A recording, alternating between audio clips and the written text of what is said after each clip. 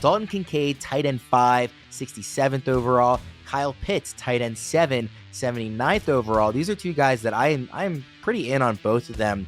D-Bro, what do you make of these two tight ends?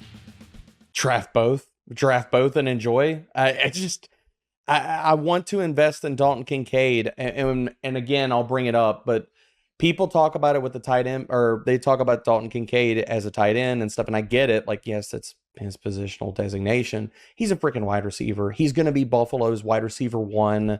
So I think the moniker of investing in second-year talented wide receivers fits for Dalton Kincaid. Everything he did last year was incredibly impressive as a tight end. I mean, we're talking about once he got the starting role, he was top 12 in every metric that we care about. Yards per route run, target share, all those things. He takes another step forward this year.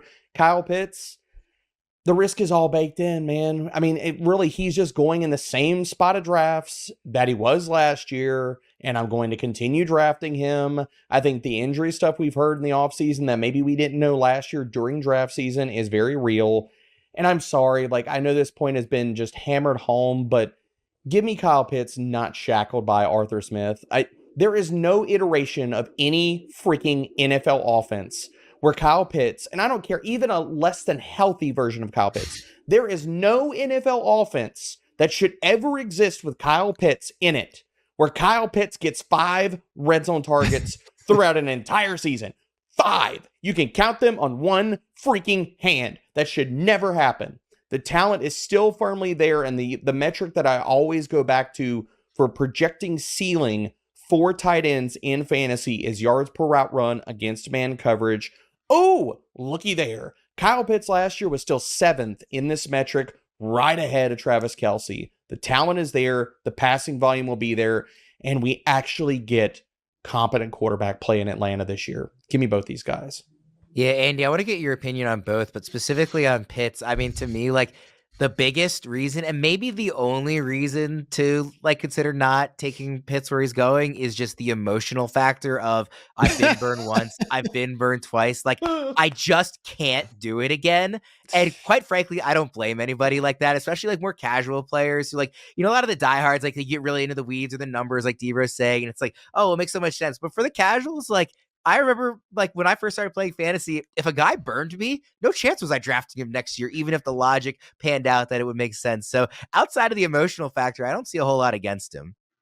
Yeah, the only thing to keep in mind there is, like, you need to think about who really burned you with Kyle Pitts. Was it Pitts, or was it like the worst quarterback situation in football or close to it last year? Right? Mm-hmm. Was it Pitts, or was it Arthur Smith and the sort of spin the wheel game that he was playing when they would get anywhere near the goal line?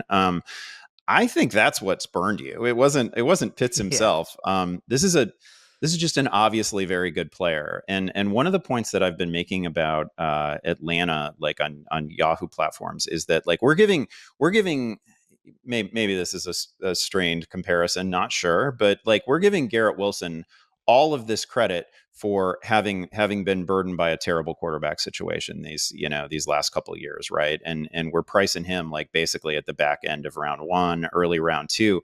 But we're not, obviously because they get Aaron Rodgers, but we're not really giving the same level of bump to Drake London and Kyle Pitts, who are two guys who I think are just awesome.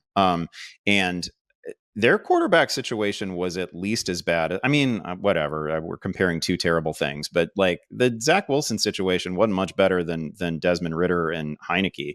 Like, the quarterback play in Atlanta has been absolutely atrocious. So I see no reason why we shouldn't think of guys like London and Pitts as capable of that same sort of jump. And it's not baked in to the same extent that it is with somebody like Wilson. So this is the first year that I've actually ended up with a lot of Pitts, particularly in early drafts, because he's not.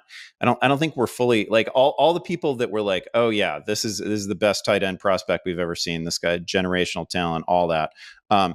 Those people seem largely out, or they've just been, like, beaten down by the past couple seasons. But all those things are still true. They'll probably still use him that way. I think Pitts is a great find. The one thing that I think is interesting about Buffalo, there's a lot that's interesting about Buffalo, but I agree with the notion that Dalton Kincaid can be the essentially the wide receiver 1. it is a really funny receiving room because everybody was basically a slot receiver last year. Kincaid was functionally a slot receiver last year. Curtis Samuel, of course, was used heavily in the slot. Khalil Shakir used heavily in the slot. Like, okay, those are their top three guys. And I know that my Yahoo colleague Matt Harmon has made a very convincing case that actually, like, the type of player that Coleman is coming into the league, when that guy succeeds, he's a big slot. But obviously they can't all play this. You can't have 4 slot receivers and no outside receivers, right? Like, that just doesn't work that way. So I am interested to see where these guys align and how it all looks when it gets on the field.